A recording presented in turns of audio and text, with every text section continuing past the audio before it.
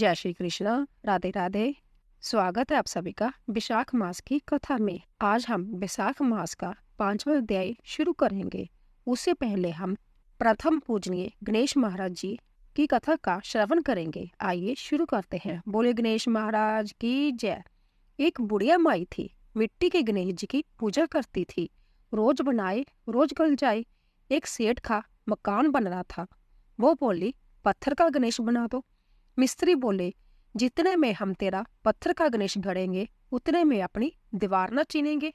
बुढ़िया बोली, राम करे तुम्हारी दीवार टेढ़ी हो जाए। अब उनकी दीवार टेढ़ी हो गई। वह चीने और ढा देवे, चीने और ढा देवे। इस तरह करते करते शाम हो गई। शाम को सेठ आया। उसने कहा, आज कुछ भी नहीं किया। वो कहने लगे, एक बुढ़िया आई थी, वो कह रही थी मेरा पत्थर का गणेश बना दो। हमने नहीं बनाया तो उसने कहा तुम्हारी दीवार टेढ़ी हो जाए। तब से दीवार सीधी नहीं बन रही है।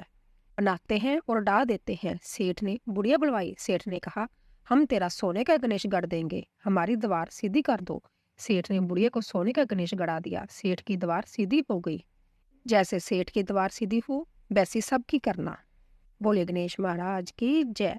विशाख मास 5वां महात्मा। बोलिए विष्णु भगवान की जय। ब्रह्मा जी ने कहा, जमराज तुमने क्या आश्चर्य देखा है? क्यों तुम्हें खेद हो रहा है? भगवान गोविंद को एक बार भी प्रणाम कर लिया जाए तो वह 100 अश्वमेध जोगों के अवभृत्य स्नान के समान होता है। जग करने वाला तो पुण्य इस संसार में जन्म लेता है, परंतु भगवान को किया हुआ प्रणाम पूर्ण जन्म का हेतु नहीं बनता, मुक्ति की प्राप्ति करा देता है।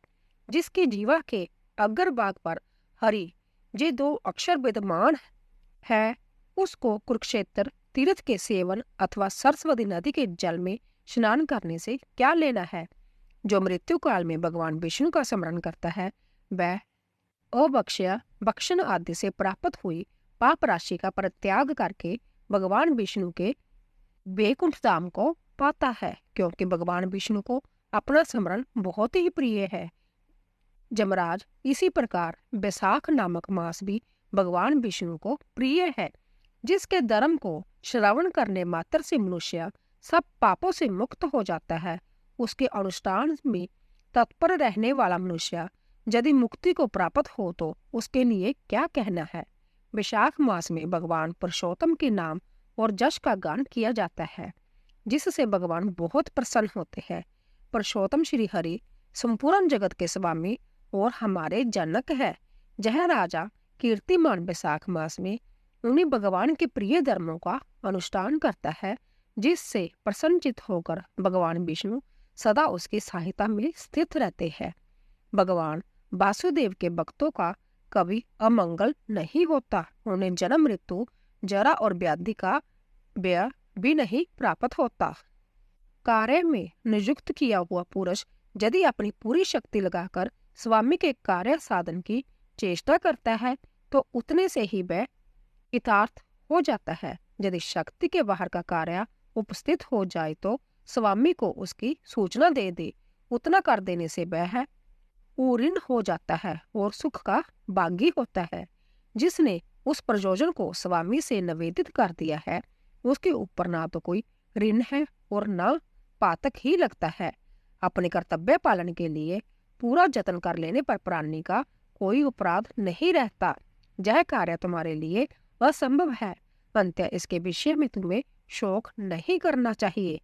ब्रह्मा जी के ऐसा कहने पर जमराज ने दीन वाणी में कहा, तात मैंने आपके चरणों की सेवा से सब कुछ पा लिया है।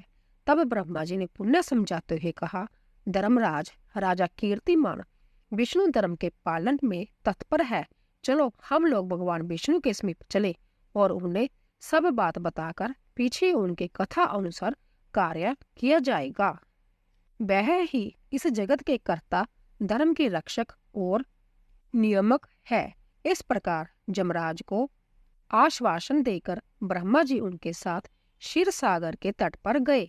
वहां उन्होंने सच्चिदानंद स्वरूप गुणातीत परमेश्वर विष्णु का स्तवन किया। ब्रह्मा जी की स्तुति से संतुष्ट होकर भगवान विष्णु वहां प्रकट हुए। जमराज और ब्रह्मा जी ने तुरंत ही उनके चरणों में मस्तक झुकाया। तब भगवान महाविष्णु ने मेघ के समान गंभीर वाणी में उन दोनों से कहा, तुम लोग जहाँ क्यों आए हो? ब्रह्मा जी ने कहा, प्रभु, आपके श्रेष्ठ भक्त राजा कीर्तिमान के शासन काल में सब मनुष्य विशाख धर्म के पालन में संलग्न हो आपके अविनाशी पद को प्राप्त हो रहे हैं। इससे जमपुरी सुनी हो गई है। उनके ऐसा कहने पर भगवान विष्णु हंसते हुए बोले, मैं लक्ष्मी को त्याग दूंगा। अपने प्राण शरीर श्रीवत्स, कौस्तुभमणि, वैजंती माला, श्वेतदीप, वैकुंठ धाम, क्षीर सागर, शेषनाग तथा गरुड़ जी को भी छोड़ दूंगा, परंतु अपने भक्त का त्याग नहीं कर सकूंगा, जिन्होंने मेरे लिए सब भोगों का त्याग करके अपना जीवन तक मुझे सौंप दिया है, जो मुझ में मन लगाकर मेरे स्वरूप हो गए हैं। उन महाभाग भक्तों को मैं कैसे त्याग सकता हूँ? राजा कीर्तिमान को इस पृथ्वी पर मैंने 10,000 वर्षों की आयु दी है, उसमें से 8,000 वर्ष तो बीत गए हैं।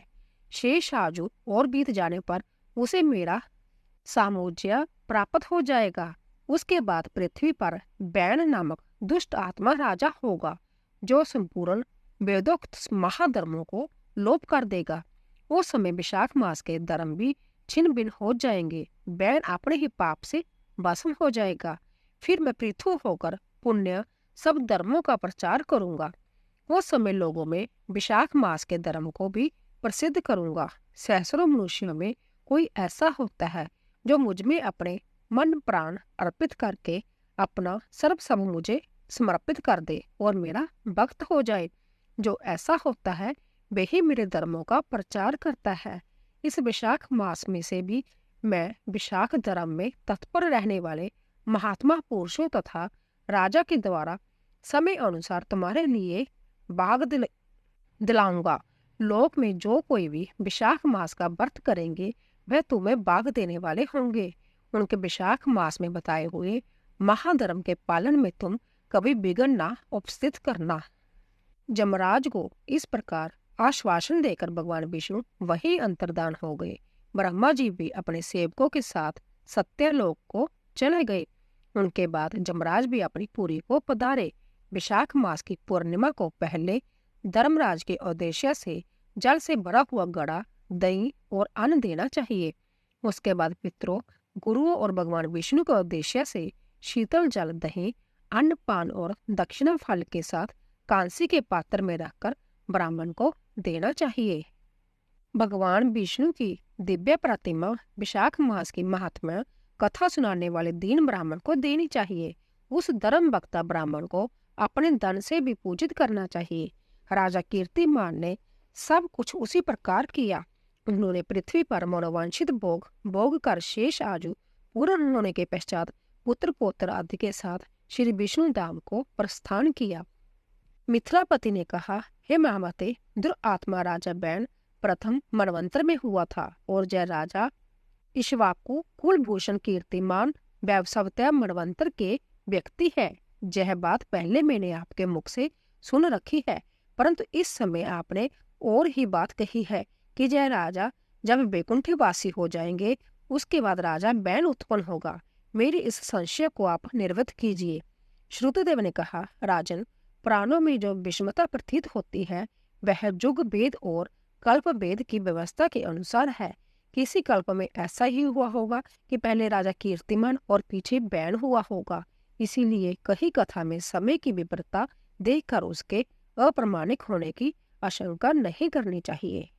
तो दोस्तों, इसी तरह 5वां महात्म पूरा हुआ। बोले विष्णु भगवान की जय।